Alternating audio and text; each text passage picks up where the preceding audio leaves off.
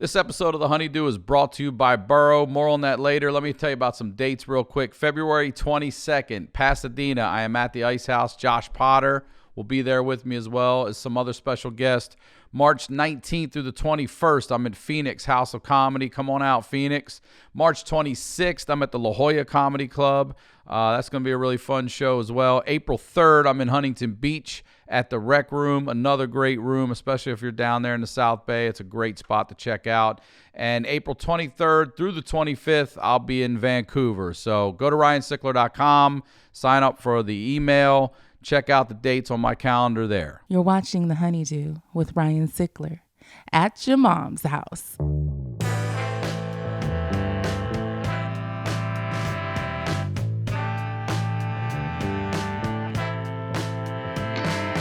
Welcome back to the HoneyDew, y'all. We're over here at Studio Jeans doing it at your mom's house. I'm Ryan Sickler. Ryan Sickler on all social media, ryansickler.com. I want to tell you about some dates. Go over to my website, sign up for the newsletter. You'll find out about all this stuff. But February 22nd, I'm headlining the Ice House here in Pasadena. March 19th through the 21st, House of Comedy in Phoenix. March 26th, headlining the La Jolla Comedy Store. And April 23rd through the 25th, I'll be at the House of Comedy in Vancouver, my first time up in Vancouver. So come on out, see me live on the road. Everything will be available at ryansickler.com. Website for the HoneyDew here is thehoneydewpodcast.com. Get your merch, social media links. Make sure you're subscribed to the Your Mom's House YouTube page. And people ask all the time, what's the best way to help the podcast? How do I just engage with the sponsors? That's how you can help keep something that's not free to do free. That's how you do it. You engage with the sponsors. Thank you for all the messages. Thank you for reaching out. Thank you for sharing your struggles. You know, this show it's been awesome. I really enjoy sitting here and laughing with people through their pain. And I always say, you know, we're highlighting the lowlights over here, and these are the stories behind the storytellers. And today's storyteller, first time here on the HoneyDew. Super excited to have him. Ladies and gentlemen, Yannis Pappas. Thank you.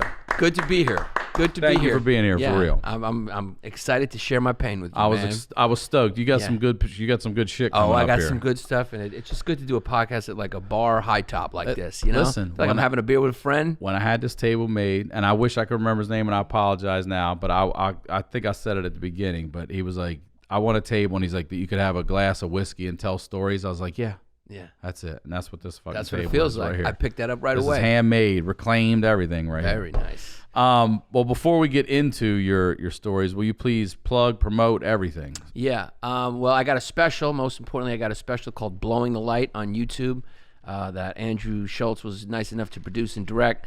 So go check that out. Called great. "Blowing the Light." Yeah. I'm going to be at Gotham Comedy Club February 21st and 22nd in New York City. Then the weekend after that, I'll be at Uncle Vinny's in Point Pleasant, New Jersey, February 27th and 28th. And listen to my podcast with Chris DiStefano, History Hyenas. Yeah, that's great. And that's it. So where are you originally from? Brooklyn, New York. I'm a Brooklyn kid. And is your family all from New York? By the way, I just want to say it's nice. I got to get, I'm real good friends with Nate Bargatze. Yeah. But since he moved back to Tennessee and we lived in L.A. for a little while, we don't get up that much. It's nice for a New York kid to be around somebody from the South. It lowers the blood pressure a little bit. I like that you get. Everyone says I have a Southern accent. I'm from Maryland. You're from Maryland? It's technically the South. Yeah, but it's not the South. You guys have a weird combination, We like do. Maryland. It's Maryland. trash. Yeah, I get it. It's a trash drawl. Yeah. Yeah, wow. So you're like, that's more mid-Atlantic, right? It's definitely mid-Atlantic. I was voice texting with DiStefano, and he said something about, because he's coming on, I was like, yeah, of course. And I look back at it later, and it spelled it C-O-A-R-S-E, like course. And I was like, no. And I wrote back, I was like, listen, that's C-O-U-R-S-E. I know how to spell course. That's my trash Baltimore accent that can't get picked up on there. Well, you got a calm energy about you. It's nice. I can feel my blood pressure coming down, Ray. Good. Yeah. So maybe it's not the Maryland. Maybe it's more you. It might be. You might are the be South. You just had the spirit of the South. Yeah. Now, is your family from Greece? Like, yeah. So how many generations here are you? I am the typical Greek story. Two. You know? My mother was born there. Yeah. She was there actually. My mother's old. They had me when they were very old. So my mother was actually there during World War II. She was there with Nazis under the Nazi occupation. For real? Yeah. Wow. Yeah, she was a little girl when she saw them paratrooping and the paratroopers Holy flying in the sky. shit. She's actually seen like these guys. Yeah. Like for real. Fuck that. Yeah. She didn't see them in a Mel Brooks play. She saw the real deal. Yeah. They're not funny and they don't sing and dance. Holy They do other stuff. So how old was she when she had you? She You was said old. 48 when she had me, which is like everyone does that now because everyone's like, I'm going to do my career first. Yeah. But she did that, back then. And then my dad, his like typical Greek story, his father came over. But both parents are Greek. Both parents are Greek. Yeah, both parents are Greek.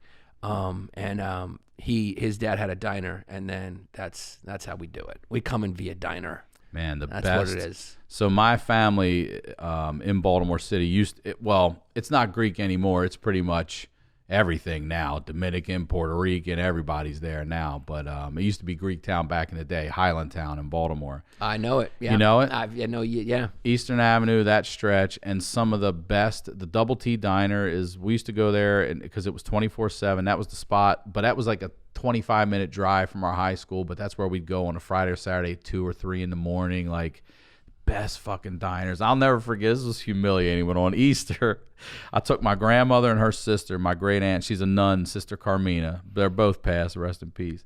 I take them to the Double T Diner. I'm like, this is the fucking best Greek diner. It's the spot. My sister Carmina loved the Greek salad so much. She put that shit in a napkin, rolled it up, and put it in her purse. I'm like, sister. She's like, they're not going to stop at nothing. I said, that they will give you a container. Yeah, they don't got to-go containers. They're not going to stop you for stealing it. They're going to give you something nice to put it in, for God's sake. Yeah, that's not very practical to carry it in a napkin. It's not a sandwich. Yeah, Greek diners. How good is a Greek diner? on, man. The older you get, too, we're a couple kids in our 40s. I don't know if you've experienced the bliss and joy that is sitting alone in a diner having a piece of warm apple pie with a scoop of vanilla ice cream. But, I mean, if I get to heaven, I'll be like, because I think that is heaven. I used to see old people sitting in diners by themselves, and it used to depress me. I'd be like, this guy's lonely or whatever. Now I get it. Now I'm like, that guy's having the best night of his life. It's how I came up with the name for the show. I'm sitting in a diner, and I didn't eat the fucking honeydew in the fruit cup because I never do. And then I see them scattered all across the tabletops. I'm like, oh my God, it's fucking perfectly good fruit. Is that true? Is that yeah. Yeah. And then I'm like, oh my God, I'm a honeydew. Yeah. I'm a honeydew in life. That's amazing. And that was it. From sitting at a diner, having dinner by myself. So thank you to all the Greek immigrants that started diners, made them 24 hours so you could one day sit 24, there, that's right. see the honeydew, and now here we are. You saw the importance of that back then. It's an amazing thing. I hate, like, I don't know if you've ever been to Europe or whatever. It's like, I did a few shows in Europe at a certain, like, years ago. And, like, yeah, you get hungry at, like, 1, 2 in the morning. You get so used to the convenience of a diner. And then 1, 2 in the morning, all you got is, like, dirty shawarma stores with drunk people vomiting. Dirty shawarma. That's all they got is dirty shawarma.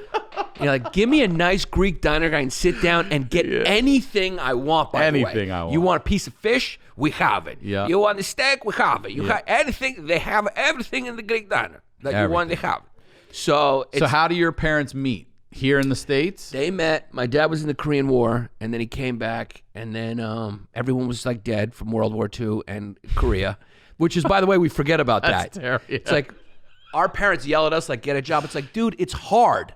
There's no jobs. It was like, just because when you grew up, everyone was dead, and they were, like, recruiting people. Like, there's competition now, goddamn. yeah, exactly. Like, everyone was dead, dude. Everyone was dead. I mean, World War II killed, like, all the dudes. So my dad basically got into law school because they were, like, going, like, we need people to, like, do law because everyone's gone. Right, yeah. So he came back from the Army. So he went to law school a little later. And my mother's just a smart immigrant girl. She went to law school, and they met at Brooklyn Law School. Wow. And that was back in the time when, like, if they were like, you're Greek? And she was like, we got to have kids. Yeah. So I don't even think they had a conversation. I think they just fucked and then made people and got married. Like, I don't even know if they ever talked. They just assumed, like, they found each other. They're both Greek. It's like they got to get married. You guys do the big, like, Easter lamb and all that stuff? Yeah, Greeks have their own Easter. I fucking love that. We do our own thing where we put the lamb up on a spit, scare the children, you know? I grew up with some Greek kids in our high school, and everything was malaka. Yeah. Everything was Malaka. It's a great curse. It's a Do good you know one. what it means? It's jerk off, right? It Like means- you fucking yeah, jerk off. Yeah, that's the closest. The closest translation is jerk off, but it like literally means like the champion masturbator. It's like, All these years I had 30 fucking years. You just that's the literal. that's like kind of the definition. most close. Is like this guy is the greatest, masturbator. He's the champ, the Michael Jordan of it. All he does is sit around just jerk it. Oh, shit, He's that is gotten great. really good at it. Yeah, Malaka, it's like they say it like it's like, la Malaka, tina super Malaka. It's just like a constant curse that is like just part of the language that people just use colloquially when they're talking. Greeks, they love to curse. And Greeks these love- dudes had it's I often think about it like I don't think I could go to another country and open a business. I'm not that person that would do that, you know what I mean? And then learn your language and ingratiate myself not only into your community but your neighborhoods and everything else. Like I don't know that I would do that. So any time someone did that, and they had like a sub shop. That's another thing I miss about the East Coast. It was like subs and pizza, subs. And it was in fucking West Baltimore in those wire neighborhoods. Yeah. And we would go down and deliver with them every once in a while. And I was like, I'm not going to be doing this anymore. Yeah. Man. It gets super fucking sketchy around here. Yeah, Baltimore's just like that little area by the water, and then the rest is the wire. Yeah. Yeah. And the Greeks ran like the delivery food. It was always some Greek dude rolling through. Yeah. You guys hustle. That's I love it. That's how that was the thing they did. Like they came in, they did the diners. But not your parents. They went to law school. Yeah, Both of them. Their grandparent, my grandparents did it, and then my parents went to law school. But yeah, it's interesting to think about that generation of immigrants too. When you because imagine being like you said, imagine being have that type of ambition and courage to be like, I'm gonna leave. I don't speak the language. I don't know the culture, and I'm gonna just I don't figure even it out. drive on the same side. Of the I mean, street. I haven't even left New York. I should have been in LA 15 years ago. Maybe I would have had a career.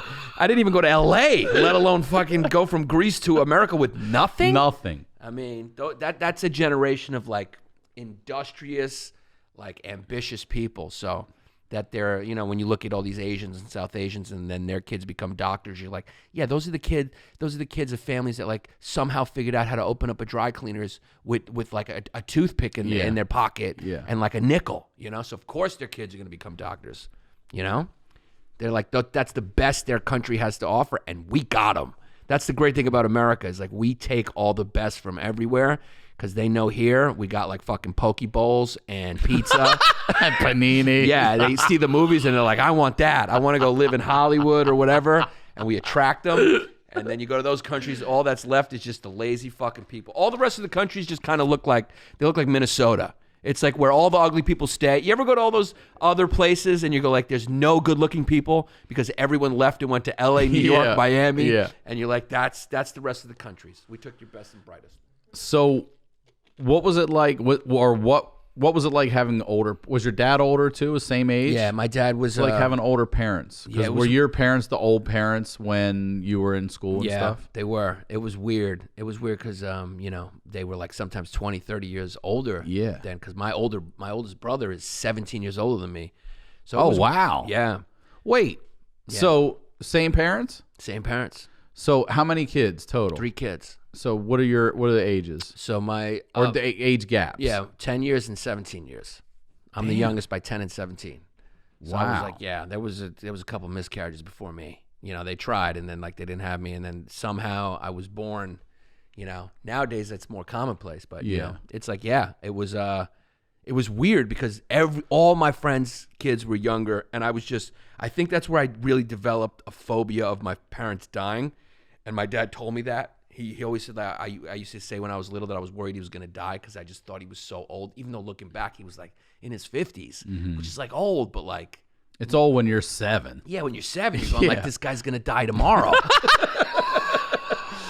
So I've just always been scared I'm not going to have a dad. And it's weird because I just lost him last year and he lived till 91. Wow. So That's a good run. that's a good That's run. a damn good run. And you know what's scary about it, man? Is like my dad smoked cigarettes like packs a day for like, I think 70 years. God. 70 years. And he lived till 91. So when people say like, you know, you got to eat healthy, it's fucking random, dude. Whoever's running this show just like plucks us when they want to pluck us. I believe, I think cancer exists in all of us, and it manifests in a lot of us, and some of us who do that drink Pepsi, smoke fucking 3 packs of cigarettes a day, drink hard liquor, and they're just like, I live to be 96. Yeah, it's just not fair. It's just not. I mean, like Dick Cheney's still alive somehow. This guy's like 150 years old. He's got a bionic heart, and he just keeps fucking. The guy's just pointing fingers and bombing countries, and then like some of the best people just die, and they're healthy. Like, you know, there'll be. My dad's goddaughter was like, her profession was fitness, and somehow she just died of cancer. It just ravaged her whole body. It's like, it's just so random, and you never know. It's crazy, dude. So you grew up with that fear for both your parents? I did, because they were old, and you know, when I would look at the other parents, they were so much older, and it was such an uncommon thing that I was just scared that I was going to lose my parents. And my brother's brain injured, so my brother, who's 10 years older than me, is brain injured. What does that mean? Yeah, we're going to talk about my family. You're going to realize why I stand up on a wood plank and ask strangers to love me. There's always a story. I couldn't come in here and be like, you know, things were good. I don't know. I just, you know, there was no. I never needed attention from strangers. Yeah, it's there's a lot. Is brain injured different than a brain damage? Yeah. Well, no, brain injured is brain damage. Okay. But yeah. So like, he wasn't born with it, which makes it even more tragic. It was during the time where they used to use forceps to pull the baby out, and so the doctor they squeezed a little bit and caused some damage, and so that was that. Yeah. So he was brain injured. Yeah.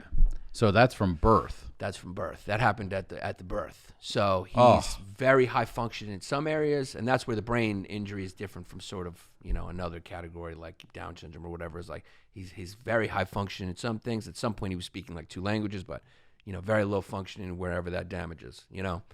So. And how close are you to your brothers? My oldest brother I'm not very close to, because he's 17 years older than me, and like, we go through periods of getting along, not getting along. We're very different. My middle brother I'm very close to, and now that my mother has Alzheimer's, so she's had that for a while. So now my middle brother's kind of like my responsibility, and so I think this was the thing I was. And he's 10. He's in his 50s then. He's in his 50s. Yeah. So, but he's in a great program in Jersey and stuff. He works, and they supervise him. But I think that was my fear when I was little, is because there's this big responsibility that I knew was waiting for me. And like, if my parents go, I was like, I didn't want to be too young when that happened. You know, even though I got an older brother, we don't get along that great. There wasn't this feeling of family cohesion. So now I'm here.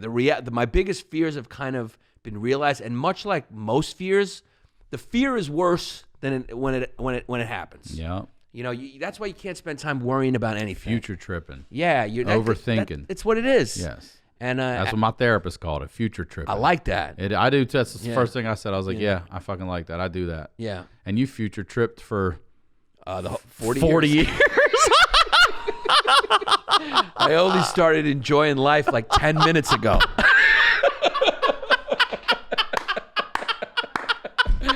It's such a shame how much of my life has been wasted on worrying about things that never fucking happen. Yes, anxiety, bullshit, worry, nothing. It's just, and meanwhile, your dad's chugging down cigarettes and everything else. Like, what the fuck are you doing? And he's fine. Yeah. Wow. And I've had some of the worst shit happen to me too. And even that shit, while it's happening, is not that bad, which is crazy to say. But like the fear, or even the PTSD afterwards, which was the worst for me, so bad that I quit comedy for a couple of years. But what happened? I got shot in 2001. You got shot? Yeah. What happened? I was doing a show, told some bad jokes. Guy didn't laugh. That would be fun. Oh my God! I was like, what? Like, you fucking suck. Bang, bang, bang. Are we locked up out front? No, it was. I first started doing comedy like way back. Because I started like in 2000. And then I quit from 2002 to 2005. And then 2005 is when I like really started, 2005-06. But I quit because I was having these panic attacks, man, like this anxiety, this trauma that I didn't understand. It was like emasculating. I would just be on the train in New York, and And it come out of nowhere? So I didn't know what it was. But it's... And you're how old? I was 23.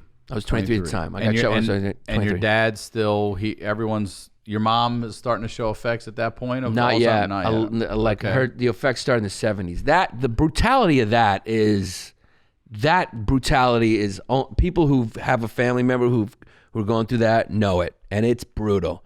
It's like Chinese water torture. It's really brutal, and it's consuming, and it's rough because it slowly starts to. But like, you know, just the things leaving on the stove, you know, it's just, there's danger everywhere. Just like, you know, charities will prey on people like that, which is brutal. And I saw that firsthand because she'll forget. My mother was forgetting she donated, and they would just keep calling, and she would donate again and again and again and again, and she cleaned out like $100,000 of her bank. That happened? Yep. Oh no. Yeah. Were you able to get it back? No, you know, it's just like, that's what it is. She donated it, and, you know, they would call again they start to get a hunch. I don't know if they do it maliciously, if they go, hey. Well, if you keep calling, you're doing it maliciously. Kind of. I mean, Jesus Christ. Yeah.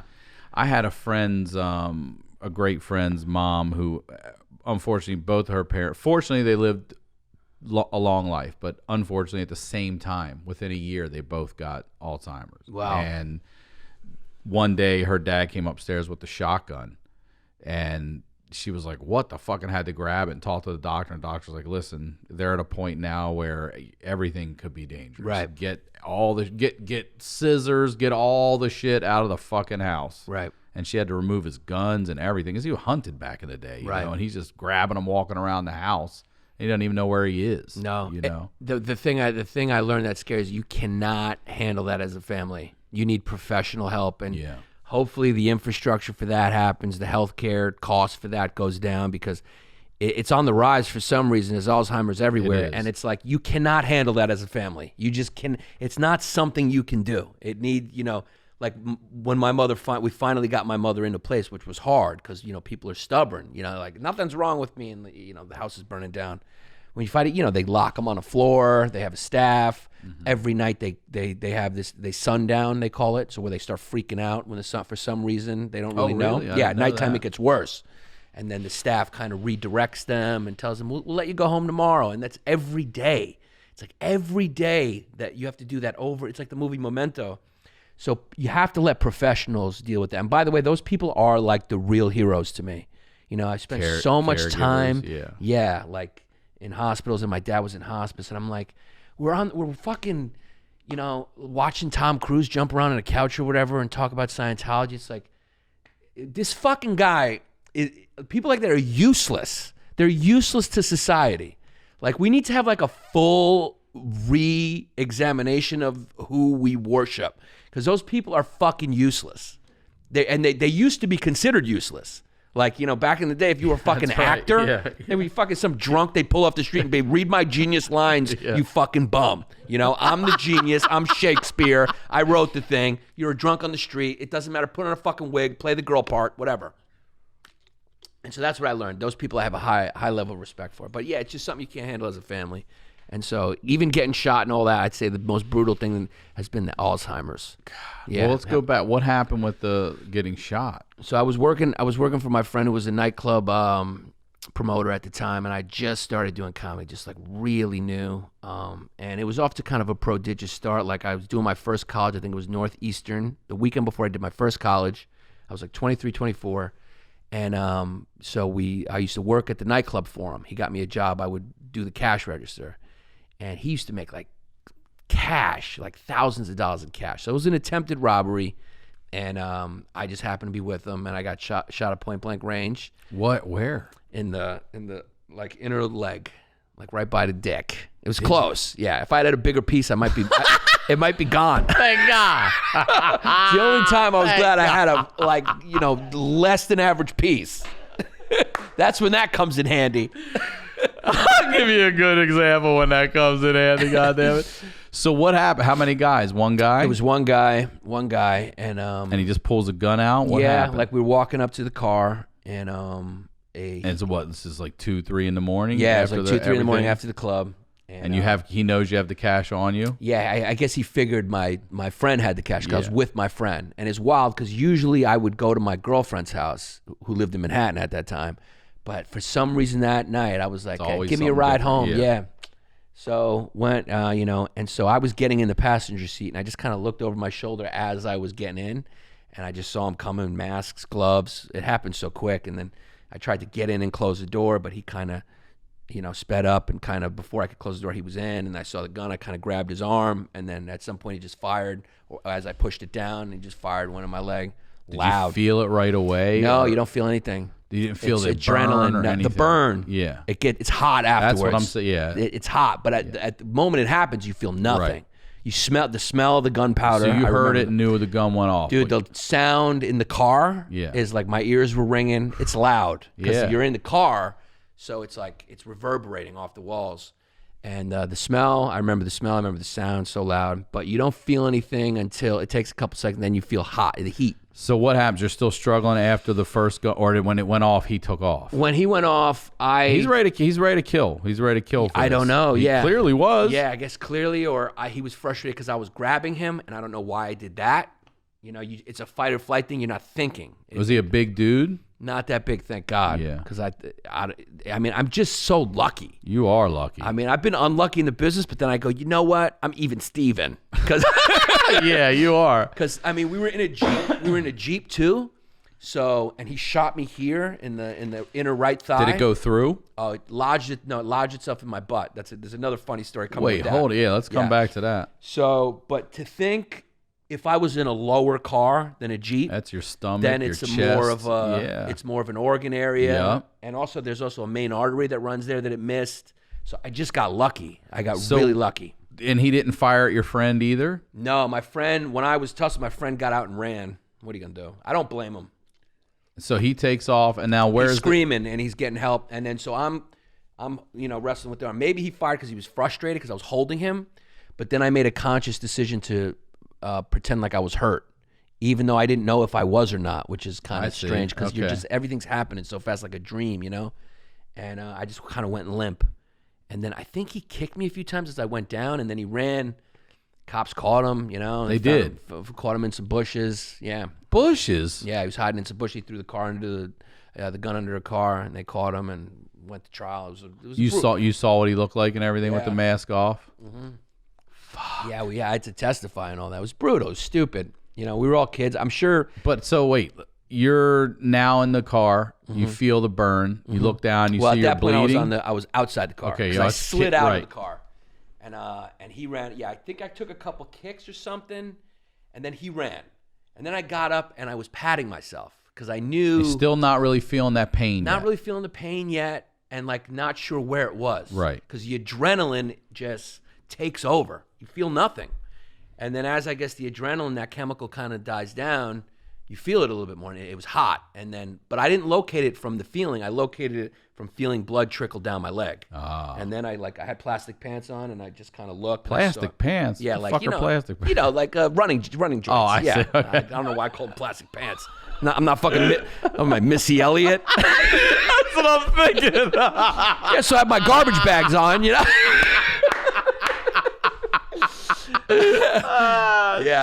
running pants. Yeah, man. And you feel it running down your leg. Yeah. And are you panicking now? Are you worried that it's hit that artery? Still or you? Calm. I don't know any of that. Ignorance is bliss. Does your friend come back? What happens? People are running up to the corner at that point. The cops have been called, or they were close. Fuck. They heard the shot because that club was a problem. It was like a thuggy night.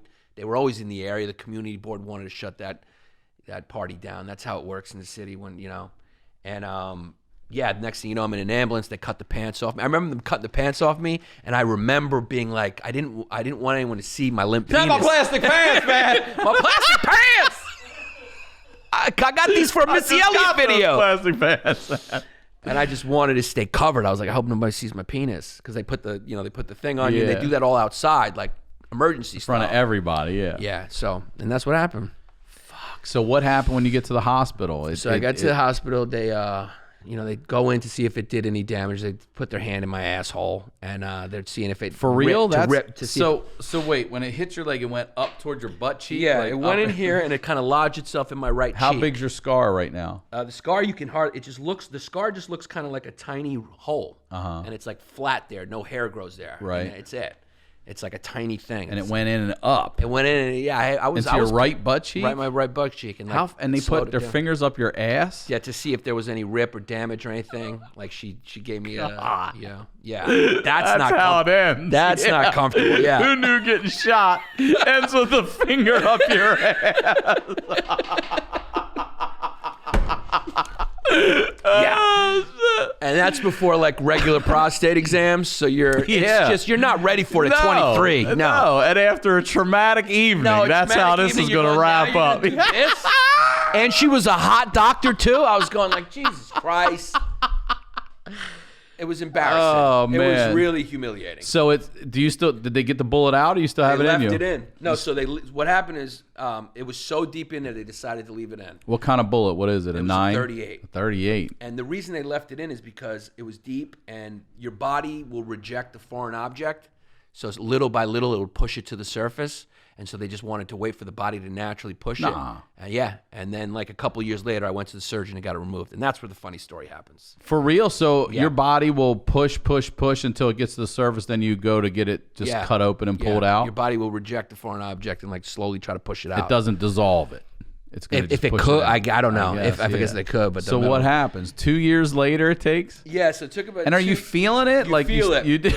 I could touch it. I could actually touch it through the skin. Wait, while it was in there the whole time? I could feel it. Would you find yourself playing with it? I played with it a little bit. I would too. It just kind of, it just added something that was unique. Yeah, leave it in. I was like, that pinch. That's an interesting pinch. I'm shooting nuts across the room, man. Leave it in, goddamn. Yeah, I couldn't come without it after I lost it. I gotta have a finger up my ass to come now. Yeah, it really made things weird. I was like, I need a finger in my ass, I need a bullet in my leg, and I need a guy to jerk it off. Kick me 3 times while I'm on the ground, goddamn. Yeah, it made it weird. Oh man, so you got to go get it cut out. What happened? So I started. I stopped doing comedy because I started having these massive panic attacks and anxiety. What was happening? Like, would you be nervous PTSD. at night? And it didn't make sense. It's just PTSD. That's what it is. Like.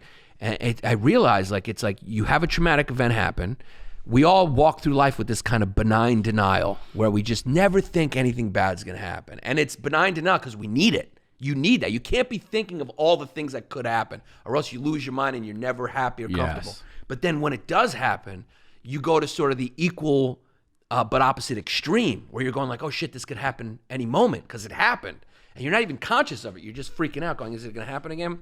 And so I had to go to therapy, and I quit doing comedy because I'd get on stage and I would just have these massive panic attacks. I had no idea what was going on. And what would happen with your panic attack? It would just be like my heart would start racing, I'd start sweating, and I'd feel like I was black out at all. Close. I'd feel like I was gonna faint, and I'd like have to get off the train and just be shaking a bit. And it was a mask, and I was going, what is happening to me? You know? And then when I went to therapy, it was explained to me, and I slowly figured it out. But I quit comedy for a couple of years from 2002 to 2005, really. And because of that? Because of that, yeah. But did that help? Because I got shot in 2001, May of 2001. It didn't help, but I started doing social work for those years. You did? Yeah, I was working with 9/11 victims for Lutheran Social Services. And that's when I went back, and they told me that because the bullet was hurting. It would when it rained, it would hurt. And when it rained? Yeah, really? Because it's metal, I guess. So it would hurt a little bit. Weird. And temperature, pressure, I don't know. Yeah. And then it would also rip the muscle a little bit. Like when I play basketball, I would feel it and it hurt. But it got closer to the surface. So I went in and they said, yeah, we're ready to take it out. So I had to go get the x-rays. And at the time I was doing social work, doing 9/11 disaster relief. So about 2002 maybe. Yeah. And I got the x-ray, and everyone I was working with was like older Christian women and stuff, black women or whatever. So I came back with the x-ray, and they all wanted to see it. They're like, let me see it, because they wanted to see the bullet. They wanted to see the x-ray of the bullet. And I hadn't looked at it. It was a big, one of those big x-rays. So I pulled it out and put it on the window, and it was like, you could see my entire limp penis. It was, I got shot right here. Yeah. So all these Christian women gathered around, looking at the bullet, and my just dead limp dick. Just... Because the whole thing shows up in the x-ray. Yeah. So that was a funny moment. They were like, oh. Thank God it was at least bigger than the bullet though, Then, this is true. I'm not, no hyperbole. Then when we had it removed, they put me under, like little laugh gas or whatever, and they put me in stirrups like I was at the gynecologist. Nah, yeah, 'cause they had to get it out. And I woke up to him and the nurse, the surgeon and the nurse down there, like by my ass. And I woke up, I farted when I woke up. I farted right in the doctor's face. And I woke up to them just kind of laughing because I fucking farted. And that's the first, when I was conscious, that was the first thing I heard was the noise of my fart. True stories. God damn, that is a hell of an ordeal, man. Yeah. Farted right in that doctor's face. Oh my God. And then started doing comedy again. Donnell Rawlings was actually the guy who started, like, he had a room, and I would start doing his comedy once a week in his room, and they took me on the road on the Chappelle Show tour, and I would just, like, sell his posters and open for them, do 5 minutes, and that's how I got back into it. Oh, God damn. We're going to take a quick break and tell you about our sponsor, Burrow. It's called the dead of winter for a reason, and now that all the holiday prep and festivities have died down, there's a bit of a chill period where we're all just staying home, hanging out. And I'm going to tell you, with a new Burrow sofa in your space, coming home after work won't feel like a last resort. It'll be your prime destination. Durable fabric that's naturally scratch and stain resistant. That's great if you have kids or pets. And here's my favorite part, built-in USB chargers. What? Charge it up on the couch, y'all. Pick your favorite color, your leg finish, your armrest style, and the length. You can add a chaise lounge or an ottoman or both. You can set this thing up yourself in minutes. All right, you can add or remove seats as needed. You can even convert a love seat or a sofa into a corner sectional in the future. Burrow's Genius Sleep Kit also transforms your comfy sofa into an even comfier bed. They also offer a collection of affordable rugs, coffee tables, love seats, armchairs, and ottomans. So here's the deal.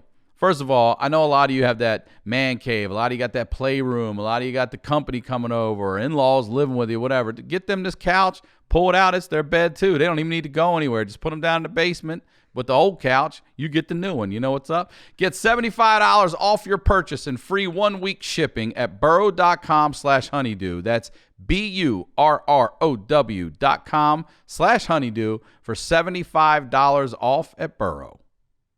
Now let's get back to the do.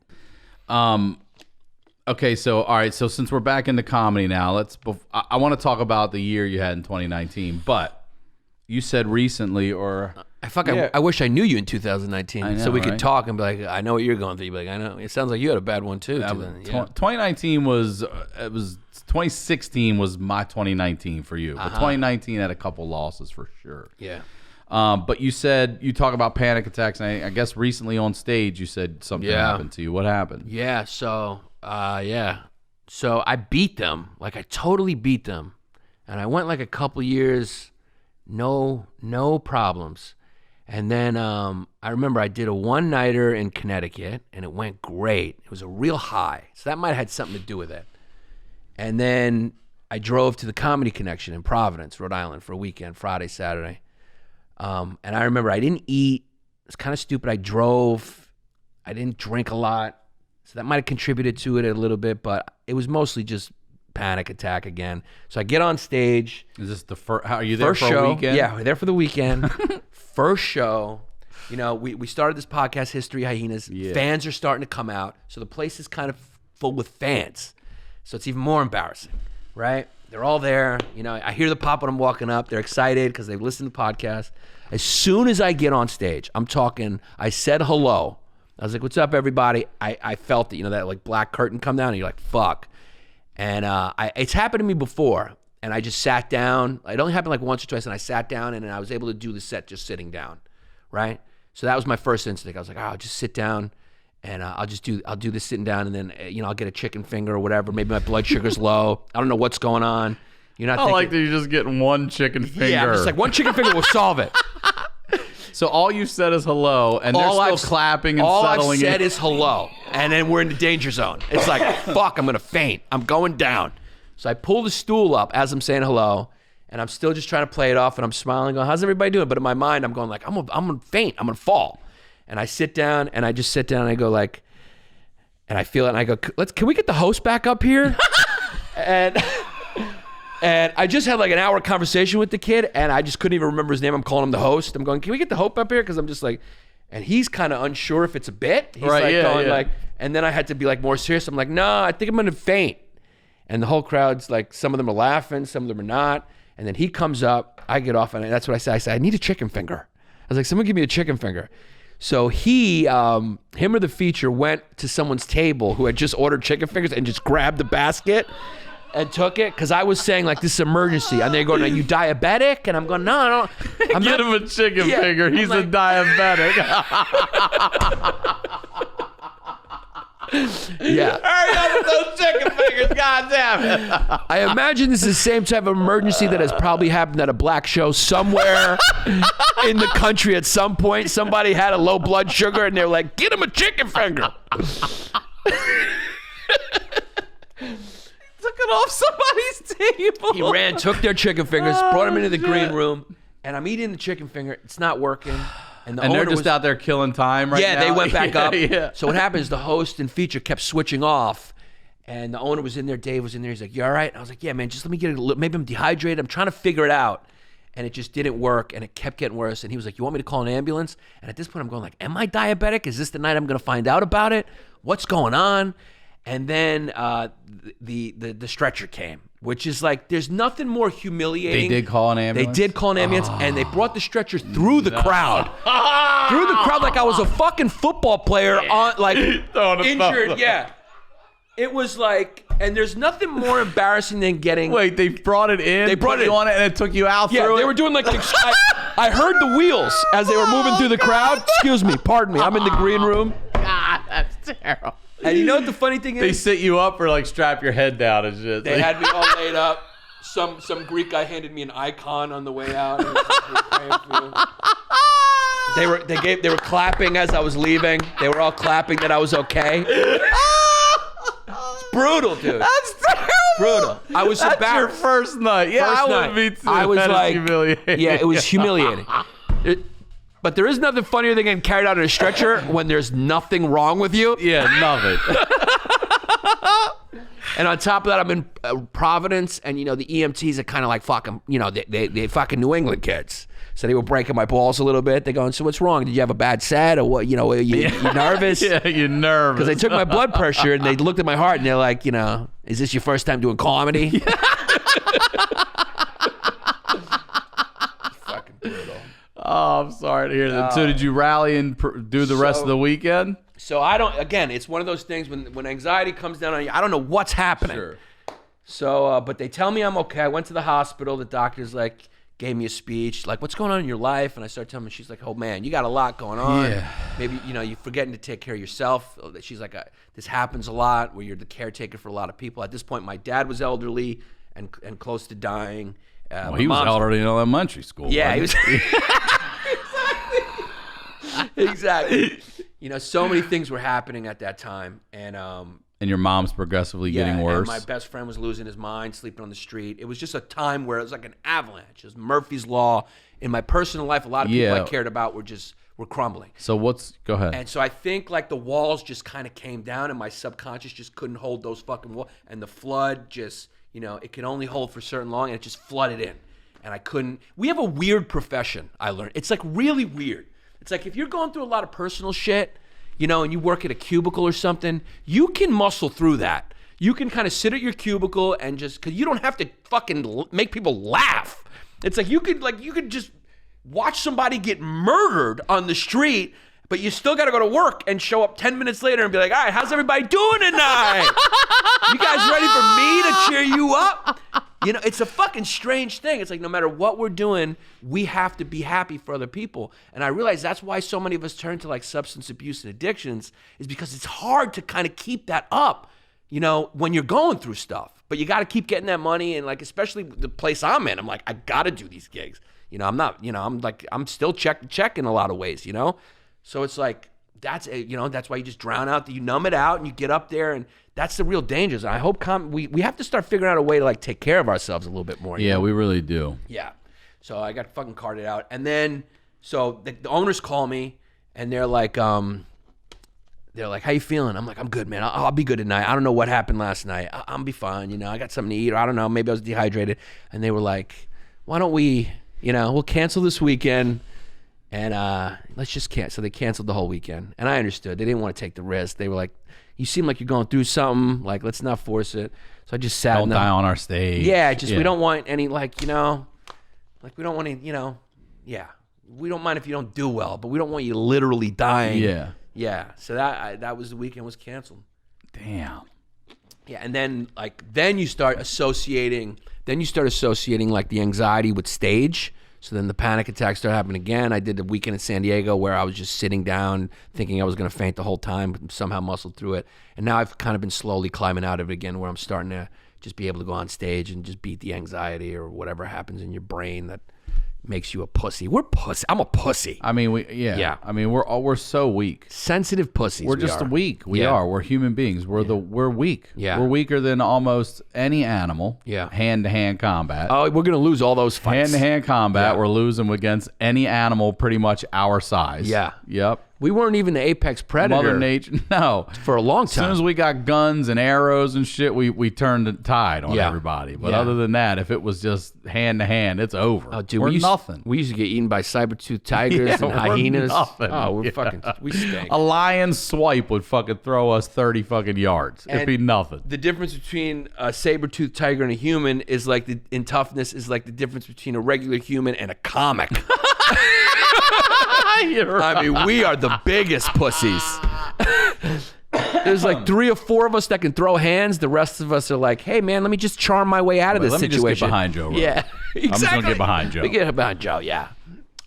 So tell us about 2019. Obviously, the panic attacks and everything, but what's going on? Yeah, so my mom had just, she's in like a memory care facility. She started to like decompensate even further, where she needed to go to like a nursing home. She went to the hospital that weekend. Is that in New York? In New York. Okay. Looking back, it makes sense. It was like that weekend she went to the hospital. She had a pacemaker put in. How old is she? She's 86 now, 87. Okay. Yeah. So she was being moved to a hospital. My dad was hospitalized because he had like fluid in his lungs, and like his heart would sometimes slow down because congestive heart failure, and it would like kind of bring him back.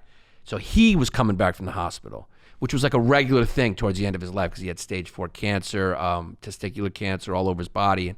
But it moved slow in the elderly. So it was just kind of like, and I'm just always thinking about them, my mother's teeth. I had to take her to get new teeth because they were kind of rotting out. So can I ask you, your oldest brother, I know you don't get along, but he's not helping your parents? He's not involved? He helps in the way that he helps. You know, he lives in a different place. So I think that a lot of it falls on me because I live there. So a lot of the grunt work comes on me. He does sort of a lot of the logistic stuff, so that's helpful too. But and does your brother live in his own place, or is he? He lives in a offshoot program. It's the most amazing thing in Jersey, and it's like they supervise him. They come check in on him. And how often are you seeing him?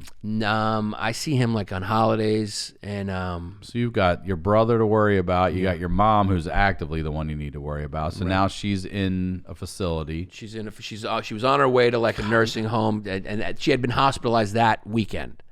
For what? What did they? She has a pacemaker in. They needed to check, and then she had like pneumonia, or she fell. I think I remember she fell, and they wanted to see if it was heart related because she fell, and so they were doing all these tests and whatever. And that's when they were discovering that she had decompensated to the point where she needed to go to a nursing home. Like she couldn't eat. Now she has to be fed, like hand fed. And yeah, it's just an ugly, slow. Modern medicine's a beautiful thing, but then there gets to a point where you're going like, this is brutal to watch. But then the other side, you're like, I can't, you can't kill my mom, but you're kind of, it's a horrible thing to say, but you're kind of hoping for it, just to sort of there's no quality of life. I talk about that. HBO did that movie, You Don't Know Jack, with Pacino as Kevorkian. You ever seen it? No. It was so well done, and what they did that I really liked was they intercut actual home video footage that would be sent to Kevorkian, or stuff that he was filming while studying this thing. And I remember this one lady, the husband was showing it, and she was in like her own backyard, and then you could see her snap out of it. She came back, and she's like, how long was that? And he was like, about 30 minutes. And she goes, if that happens 3 days in a row, want to go. I respect that. Yeah. And at the point where she's like, I'm for over an hour, I don't know who my kids are, I don't know where I am, and then he would come and you paid his airfare, I think, and hell, I remember in one of them he's sleeping in somebody's Volkswagen. I think he just had to fly him out there, and he would come and do it. But he was like, make sure you say all your goodbyes, because it was quick. And you would see him take this deep breath, and then they would just go. Right. And I remember they got him. They were trying to get him on something. They got him on some, like they did with Capone. They got him on a technicality. And when he went in prison, all these inmates were clapping and cheering for him, you know. And then you think about how many of those people want to fucking go. Yeah. You know? Yeah. That's a touchy issue, but I have to side with what he was trying to do. I'm all for, well, I believe Holland has it legal. I believe it's Holland, right? A couple places, I believe, in like everything Scandinavia is ahead in a few You know, things. I know it's sticky, but if you're still of sound mind and you can sign a document that says, if I ever get to a point where this, and this happens, then Yeah. I think you should be allowed to do that. Yeah. Or even, request. Yeah, request. 'cause Like, I want to go. We have a thing where it's like no more treatment. Right. But then you have to maintain the person. Right, and that's the other thing. You could bleed the people who are living dry. I mean, the amount of money it would cost you. Like, if I'm ever at that point, I will tell my daughter, let me go. Don't go into debt to keep me alive. I'm not even here anymore. I'm gone. I'm just a carcass. Yeah, and it's not even that comfortable for the person. Like, that's what happened to my dad. They decided to stop treatment. But then he's still struggling to breathe, and you got to watch him slowly die and watch the body slowly shut down. But the other alternative is just like, do it so he doesn't have to go through that. Right. So it's like, it's a touchy thing, but I'm for it. Euthanasia is like, it's a virtuous thing in those instances, and those people probably would rather go. I'm sure. Yeah. I'm sure. There's no way to live their hell. We have no idea. Yeah. And so my dad passed. I got to be, I was very close to my dad, and I got to be with him. You did? I was there, which is just like, I'm just glad that happened. Like, I'm glad that I was in the room when he passed. I was able to be there. Just you and him? It was just me and him. And I was listening to him breathe, and I fell asleep. I heard the last breath because I was kind of in and out of consciousness. What time of day? It was in the morning, 6:43 or something in the morning, November 5th. So that was recent. Yeah, it's very recent. Yeah, so that was rough. And then... Do you remember his last words? Did he have any? Yeah, his last words, my dad was real funny. And my dad, he kept his personality towards the end. But the last thing he said to me, at this point he wasn't talking. He had the mask on. He was just breathing, and his body was just kind of shutting down. But the last thing he said to me when he had that like last burst that people were about to die yet, I happened to be there at a certain point. And because we were all like taking turns being there. So I probably missed a lot of other times where he was more talkative. But I remember he kind of woke up in the hospital, and I was there, and I said, "Hey, Dad, it's me. It's Yanni. It's your son." He goes, "No shit." So so that was the last thing. I'm glad. I'm happy. You go through all those horrible things, and you hope for these great last moments. And I got two of them. One, that being his last words, which puts a smile on my face, and then the other one being that I was lucky enough to be with him when he died, just so he knew he wasn't alone. And also, your dad was lucky enough. I mean, you think about that when we go. I hope somebody I love is there, and I'm not dying on some fucking sidewalk or in some Walmart in aisle 7 or some bullshit. You know what I mean? Like, your dad got to live a long life, got to smoke all those motherfucking cigarettes. Tons of them, and then go out with his son right there with him. I think that's a pretty good fucking life right there. Yeah, that's good of you. Yeah, he lived, man. And then my one of my closest friends who I took on the road for 8 years with me. We became real good friends. He had stomach cancer diagnosed like a year ago. And then so for the last year, he was like, everyone knew, I knew he was dying. He didn't tell anyone. He didn't want me to tell anyone. There was a few of us who knew, but then he passed like right before Christmas. So that was tough too. It was like. And when that just came on? He was. Isn't it crazy then you hear about your dad smoking these cigarettes? Yeah. I mean, he used to drink a lot. I don't know if that causes it, but they say it does because it rips up the lining in your stomach or whatever and leaves you vulnerable for stuff like that. Not definite. Nobody knows, but comics don't have healthy lifestyles for the most part. Eating chicken fingers to save yourself. I'm dying. Does anyone have any fried food? That's what we're asking for. Good point. Yeah. We don't even know healthy options exist.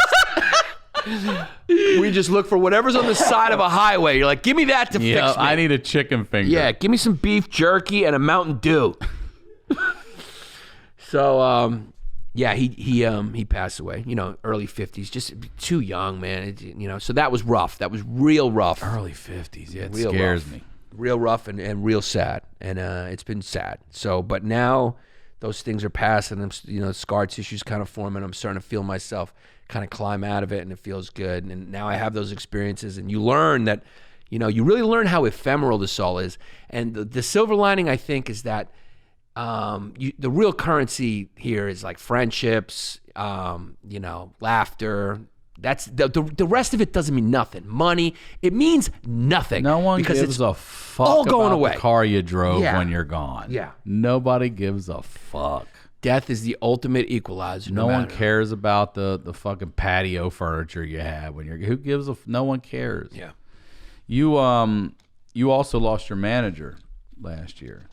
I mean, you had a lot. People listening going, what the fuck? Yeah, 2019 was a year. 2019 was bad, man. And I wish Dave. Yeah. And I wish I knew. I know all those New York guys, but him. And he was the one guy I'd never met. And everyone was always like, Ryan, the nicest guy, the nicest guy, the nicest. So I mean, that was awful. I lost my manager. Well, she was my first manager, first real manager. Let me make that real clear. First real good manager. Somebody actually cared about me. Judy Apperson. I loved her. And yeah, she passed away. They did a nice memorial for her at the Hollywood Improv, so I got to go to that and speak. How did she really go? nice. Was it like a tragic It thing, was or? weird. She wasn't feeling well from what I understand. Went to the hospital. They said, you're okay. Went home. Continued not to feel well. Went back. They said, well, we want to run some tests. And, she was a hustler. She's like, well, how long is this going to take? I got this. And they're like, you're going to need to stay overnight. And I believe overnight she passed. Wow. And That's I'm still tragic. not sure Yeah. what exactly happened. My Uncle Ed died last year, who lived in Highlandtown. He was the last one in Greektown. He was the last. He outlasted Greektown, which is unbelievable to me. But he died of cancer. But he had cancer for a while, and he was a fucking fighter. But then I'd start to see the pictures on Facebook and stuff, and I'm like, oh man. How old is he? He had a good run, but I think he might have got into his 80s. Decent run. Yeah. Yeah. But he was like, there's only one relative left that's the key to all the questions I have from any of the other relatives from that era. You know what I mean? Like, hey, what was blah blah blah? And they're going. Yeah, They you got gotta one get left. You gotta get them all. Get all those stories. Yeah, Get 'cause everything. we're the next generation of those questions for all the other people. Yeah. Yeah. We're not even gonna have close to as good as the stories as they have. No. They're gonna be like, whoa, tell me a good story. You're gonna be like, I was on my phone all day. I watched a great video. Yeah. I was podcasting, and you're like, you again? He's like, yeah. I mean, most of the time we just spend podcasting. So where are you at with anxiety now? And has it come back since, or just that last gig? I have moments. There's moments where it's not gone. Like I had a nice chunk of years where I just, even though I was still going through hard stuff with the family, Alzheimer's, all those things, they didn't go away, and they kind of were progressively getting worse. I had somehow just kind of managed to keep it together somewhat, continue doing comedy, because that stuff really affects you. But recently now, there's a few after effects I'll get here and there, but things are starting to feel real good. I'm starting to feel real good again. What are you doing? Are you in therapy? Do you meditate? What do you breathe? nothing, Do you take medicine? What do you do? Just suck it up and just try to, I should like start meditating or something. But I try to work out, try to run. That feels good. That's great for you. And just hang out, laugh with friends, and have that new perspective is great, though. It's like when people you love die, you have this moment where it really hits you how short this is for some. You're going, and how unimportant. Not only short, but like unimportant. You're going like, oh man. You realize like, oh, he didn't exist for forever, and now he doesn't exist forever. And like there was this little slither. Blip. It's like a blip. Yeah. It's like a meaningless blip. That it's a cosmic joke, man. So comedians have kind of hacked it a little bit. We've hacked life a little bit, and we should appreciate that and just take care of our health first. I think a comedian's job first should be health, because this is such an unhealthy, unstable life. Yeah. Not only just what we eat, but it's like emotionally, you're always getting rejected. You know, you got to have the pressure to make someone laugh every 8-9 seconds when you're on stage live. And, you know, it's more stressful than we think because it's so fun. So I think like, hopefully it becomes like health 1, career 2. Yeah, well, there is no career without health. Yes, it's got to be health 1. Like, meaning like that's your job. You wake up and you're like, you know what? I'm going to freaking go to the gym and like get on a bike and make sure I'm here to tell jokes. Yeah, I had a panic attack. I was with Tom in Atlantic City, and I had like a little panic. I guess it was a small one because I've seen videos of people who have panic attacks, and I did not have this. But I was. You didn't end up in a stretcher getting wheeled out of a car. Stretcher, wheeling through a comedy club crowd. Giving Tom the thumbs up. I'm grabbing chicken fingers on the way by. But it was so high. I actually had the conversation with myself like, okay, don't jump, sit down. I had to sit down. I've never been like that on a fucking escalator. And then I started getting scared. What do you mean? Wait, no, don't jump? Yeah, I was on. It was at the Ocean Casino, and the fucking escalator goes like, there's like 4 of them, and we were way the fuck up there. And I looked over the side, and I was like, oh, and I started to have this panic attack about how high I am. And I even said out loud, oh my God, if I fell over this, I could die. And the guy behind me is like, why the fuck are you thinking that? I'm like, I don't know, dude. And I turned around, I sat on the step, and I was like, okay, don't do anything stupid. Don't jump. Just sit here till somebody tells us we're at the top. Never in my life. I started getting afraid to fly. And then Dr. Drew recommended this EMDR. And what it did was allow me, because my daughter almost got hit by a car last December, not this 2018. Right. And it unhinged me. It brought about all this anxiety and fear of death, and the same thing that you had that had been lying dormant for all this time. And you know, you do expect to bury your parents, but I didn't expect to bury my father when I was 16.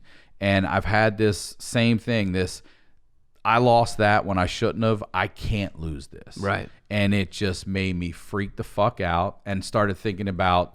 I loved fucking, you know, hauling ass down a runway and taking off. You know, that used to be my favorite feeling. And then all of a sudden I started to think like, oh man, let's get up in the air for 10 minutes. We're not going to crash. Turbulence, all of it. You get in your own head. All of fear my own just head. Future tripping. Yeah, future tripping. None of it's happening. Yeah. None of it's happening. None of it. And I told the therapist, like, after my daughter almost got hit, I told her mom to immediately, like, for the next couple of weeks, I couldn't stop thinking about what didn't happen. Right. It didn't happen, but I saw it in my mind, and it fucked with me hard. So I went to look at that, and then, you know, thank God, I figured out where it was coming from, and it's all fear-based and bullshit and everything else, you know.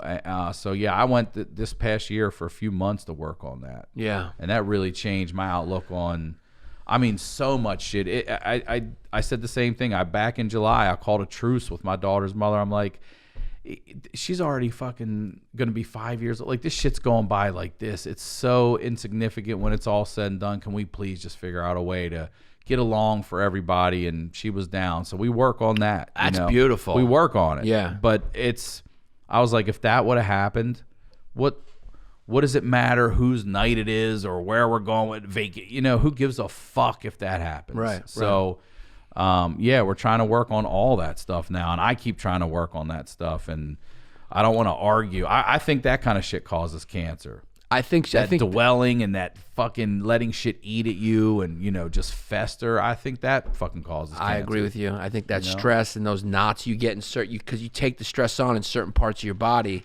And that could be where you end up leaves you vulnerable for it. It's amazing that, you know, because we have like these big brains. Like the human species is the only species that has to figure out a way to deal with how big our brain is. You know, cats are just walking around like bird, kill it, you know, sleep, eat. We're like, you know, I could be on this plane. This plane could go, you know, it's right, like, yeah. Like, shut the fuck up. You got to figure out a way to shut your brain up. Yes, shut it off. Because you create this like reality that's not happening. And like I said at the beginning, even when the bad thing is happening, it's never as bad as worrying about it. It's just happening. Yes. So you're actually oddly zen. You're in the moment because you're forced to be in the moment. It's kind of ironic that the horror forces you to like live in the moment. Yeah, it does. And then it's all the bullshit after that you start thinking about that wrecks you. Yeah. Right. It's wild. The brain is a wild thing. Well, man, I am glad you're doing better. Thanks, man. Thank you for coming on here and sharing all this shit. This was a wild ride. This is fun. I mean, I'm sorry you got shot, but that's the best gunshot story I've ever heard. I got off a roller coaster. I'm just taking my belt off. I'm like, wow, that was wild. Will you please one more time promote everything you like? Thanks, man.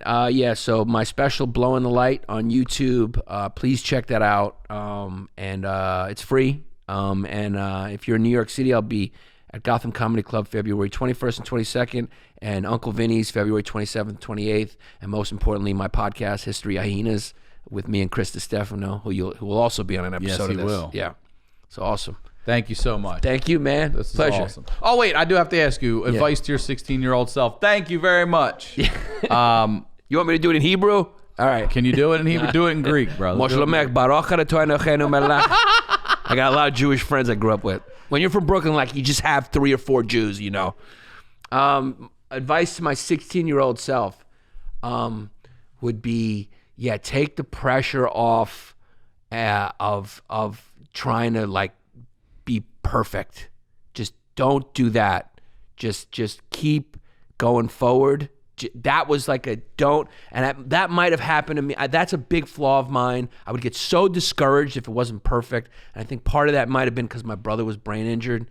So I just felt like I was scared to not be perfect or something to compensate for him never being able to get better, which is a weird thing for a young kid to have to deal, like, understand. Mm-hmm. I remember when I was young, I would like try to. I'm bringing it back down again. I'm bringing us back to the middle of the episode. You're doing right. We're trying to go light. But I remember trying to force him to read, like when I was young, because I didn't understand, and I was like trying to get him smarter. So, which, like, that doesn't work. If you know, so that's what I would tell my 16-year-old kid is like, there's no such thing as perfection. Don't get discouraged, and just like, you know, life's about getting up. It's not about like getting it right. You know, and that's it. That's great. Yeah. Thank you so much, man. Thanks, man. I am Ryan Sickler on all social media, ryansickler.com. We'll talk to you all next week.